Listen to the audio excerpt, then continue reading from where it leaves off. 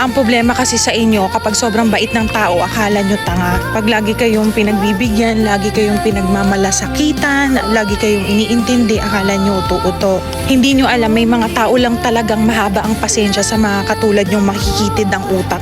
Imagine niyo nagmamalasakit na yung tao sa inyo, tatawagin nyo pang tanga, aabusuhin nyo pa. Alam nyo ba yung mga taong mahaba ang pasensya at saka magaling magpigil ng emosyon, mga matatalino yan. May hangganan yung pag-intindi nila sa inyo at kapag na-realize nila na kailangan na kayong tanggalin sa buhay nila, hindi na nila kayo tatanggapin pabalik. Kaya pag may na-meet kayong mga taong masyadong mabait para sa paningin ninyo na feeling nyo weakness nila yon, huwag nyo silang abusuhin, palahalagahan nyo sila kasi hindi sa lahat ng oras may mamimit kayong ganyan. Ang pagiging isang mabuting tao ay kailanman hindi magiging kahinaan.